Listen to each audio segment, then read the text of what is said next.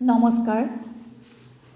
যোৱা এটা বছৰ ধৰি দেৱগুৰু বৃহস্পতি গ্ৰহে বৃশ্চিক ৰাশিত গোচৰ কৰি আছিল। অহা নৱেম্বৰ মাহৰ 5 তাৰিখে ৰাশি পৰিৱৰ্তন কৰি ধনু ৰাশিলৈ গতি কৰিব। জ্যোতিষত বৃহস্পতিক বিশেষ স্থান দিয়া হয়। নৱগ্ৰহৰ ভিতৰত প্ৰধান গ্ৰহ বৃহস্পতিক ফলাফল বিচাৰৰ সময়ত বিশেষভাৱে লক্ষ্য আৰু গুৰুত্ব দিয়া হয়। প্ৰত্যেক 13 মাহৰ মূৰে মূৰে গুৰু গ্ৰহই ৰাশি পৰিৱৰ্তন কৰে। ধনু ৰাশি বৃহস্পতিৰ নিজৰ ৰাশি। 12টা ৰাশিত ঘূৰি ঘূৰি ইমান বছৰৰ মূৰত তেওঁৰ নিজৰ ঘৰলৈ ঘূৰি অহাটো এটা উল্লেখযোগ্য পৰিঘটনা। নিজৰ ঘৰতো তেওঁ 13 মাহ থাকিব। এই 13 মাহ প্ৰত্যেক ৰাশিৰ ব্যক্তিৰ বাবে উল্লেখযোগ্য হ'ব। সকলোকে যে ভাল ফলেই দিব এনে কথা নহয়। ৰাশি অনুসৰি তেওঁ ভাল আৰু বেয়া ফল প্ৰদান কৰিব। তাৰোপৰি প্ৰত্যেক ব্যক্তিৰ জন্মচক্ৰ অনুসৰিও ফলাফলৰ তাৰতম্য ঘটিব। যিসকল লোকৰ বৰ্তমান সময়ত বৃহস্পতিৰ দশা বা অন্তৰ্দশা বা প্ৰত্যন্তৰ দশা চলি আছে, তেওঁলোকৰ ওপৰত প্ৰভাৱ বেছিকৈ পৰিব, অৰ্থাৎ ফলাফল বেছিকৈ লাভ কৰিব। বৃহস্পতি গ্ৰহৰ এই পৰিৱৰ্তন উল্লেখযোগ্য হোৱাৰ আৰু এটা কাৰণ আছে, সেয়া হ'ল ধনু ৰাশিত ইতিমধ্যে শনি আৰু কেতু গ্ৰহো বিৰাজমান হৈ আছে। ধনু ৰাশিৰ ব্যক্তিসকলে 4.5ৰো ফল ভোগ কৰি আছে। শনি আৰু কেতু যুক্ত হৈ থকা বাবে যি ফল বা কষ্ট সকলো ৰাশিৰ বিশেষকৈ ধনু ৰাশিৰ ব্যক্তিসকলে ভোগ কৰি আছে, বৃহস্পতি গ্ৰহ তালৈ যোৱাৰ লগে লগে এই ফলাফলৰ পৰিৱৰ্তন ঘটিব। বৃহস্পতি, শনি, কেতু তিনিওৱে আধ্যাত্মিক মনোভাৱৰ গ্ৰহ। গতিকে তিনিও লগ হ'লে শুভ পৰিৱৰ্তনেই আশা কৰা হৈছে। অৱশ্যে জানুৱাৰী মাহত শনি গ্ৰহেও ৰাশি পৰিৱৰ্তন কৰিব। ধনু ৰাশিৰ পৰা মকৰ ৰাশিলৈ গতি কৰিব।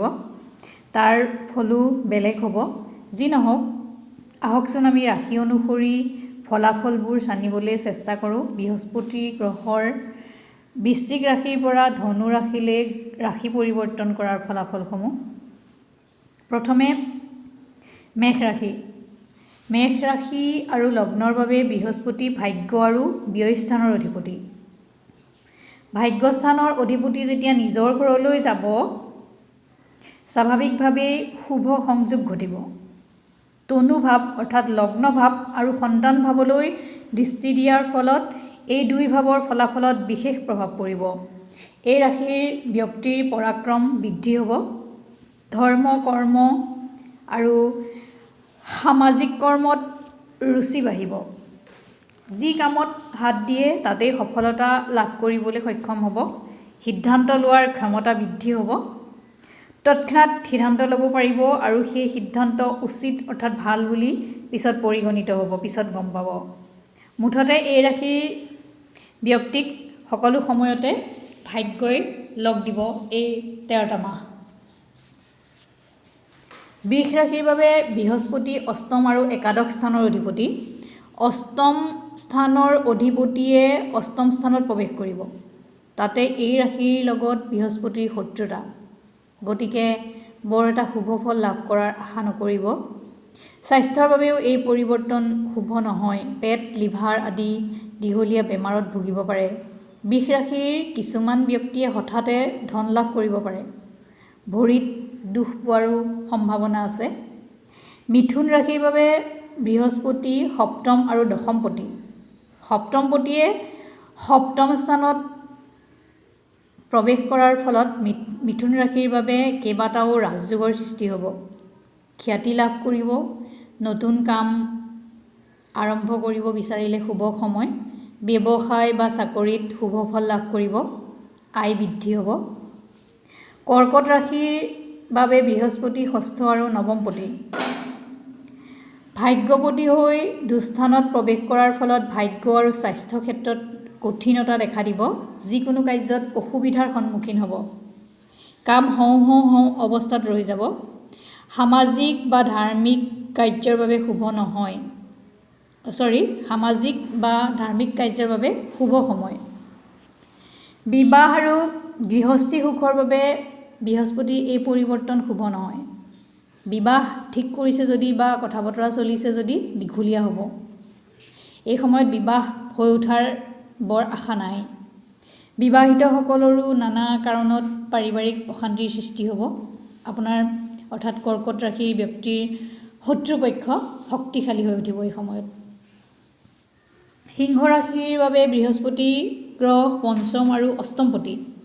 পঞ্চমপতি পঞ্চম স্থানত প্ৰৱেশ কৰাৰ বাবে সিংহ ৰাশিৰ ব্যক্তিসকলে শুভ ফলেই লাভ কৰিব। বিদ্যা বুদ্ধি আৰু ধন বৃদ্ধিৰ যুগ। সমস্যাসমূহ সমাধানৰ দিশলৈ আগবাঢ়িব।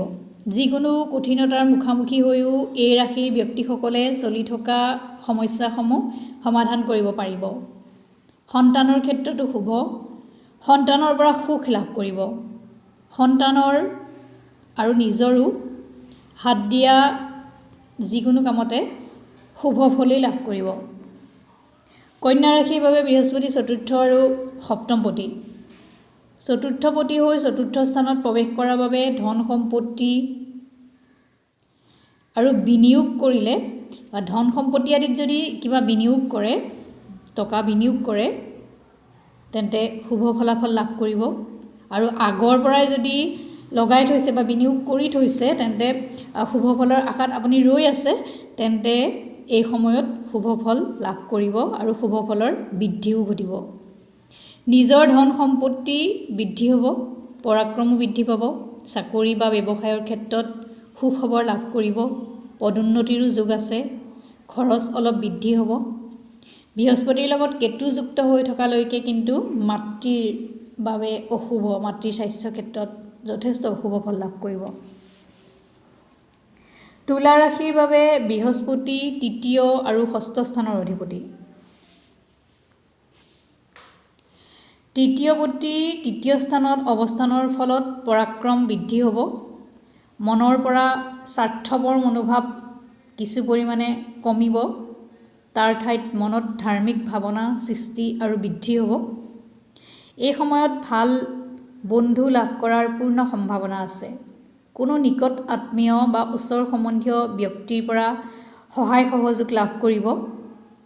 জীৱনসংগীৰ স্বভাৱৰ যথেষ্ট পৰিৱৰ্তন দেখা পাব। কোনো নতুন কাম আৰম্ভ কৰিব পাৰিব বা আৰম্ভ কৰিলে তাৰ পৰা যথেষ্ট ধন লাভ কৰিবলৈ সক্ষম হ'ব। শনি আৰু কেতু যুক্ত হৈ থকালৈকে ভাতৃৰ লগত মনোমালিন্য হৈ থাকিব। বৃশ্চিক ৰাশিৰ বাবে বৃহস্পতি তৃতীয় আৰু পঞ্চমপতি। এই ৰাশিৰ ব্যক্তিসকলৰ চিন্তাই ধনাত্মক গতি লাভ কৰিব। আনৰ কাৰণে ভালকৈ ভাবিবলৈ ল'ব। কথা বতৰাও ধনাত্মক হৈ উঠিব। কথা বতৰা সুন্দৰ হ'ব, অৰ্থাৎ সুন্দৰতা কথা বতৰাত প্ৰকাশ পাব। ধনৰ বাবে শুভ সময়। আয় আৰু সঞ্চয় বৃদ্ধি হ'ব। পৈতৃক সম্পত্তি লাভৰ বাবে সময় শুভ। আনকি এই সময়ত মাতৃৰ ফালৰ পৰাও সম্পত্তি লাভ কৰিব পাৰে। ধনু ৰাশিৰ বাবে বৃহস্পতিৰ এই পৰিৱৰ্তন সৰ্বোত্তম স্থিতি বুলি বিবেচিত হৈছে। শুভ কৰ্মোদয়।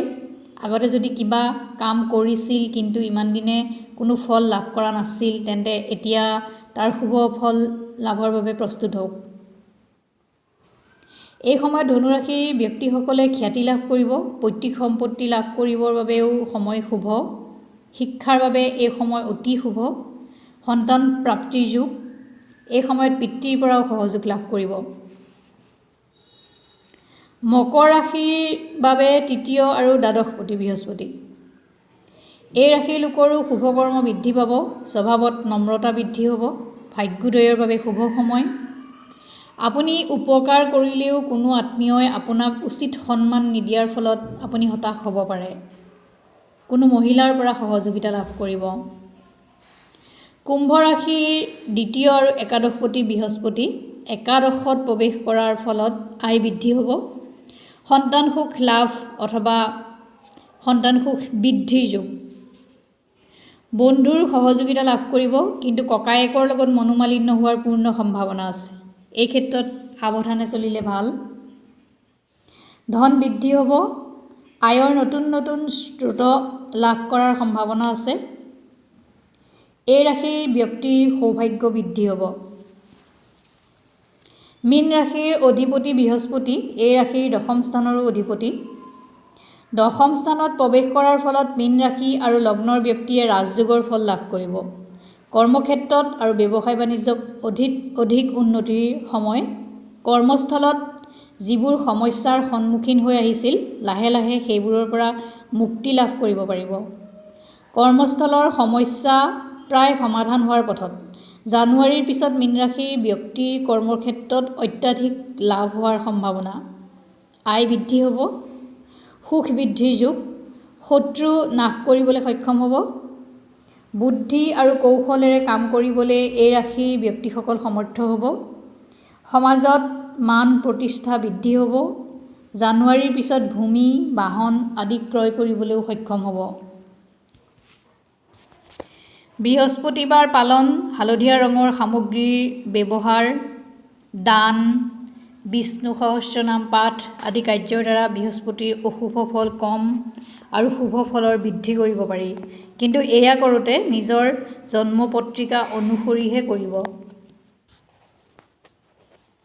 শুভাকাংক্ষী বন্ধু বান্ধৱীসকল, ভাল লাগিলে ভিডিঅ'টো লাইক কৰিব, শ্বেয়াৰো কৰিব আৰু মোৰ নতুন ভিডিঅ' লাভ কৰিবৰ বাবে মোৰ চেনেলটো ছাবস্ক্ৰাইব কৰিব। ধন্যবাদ।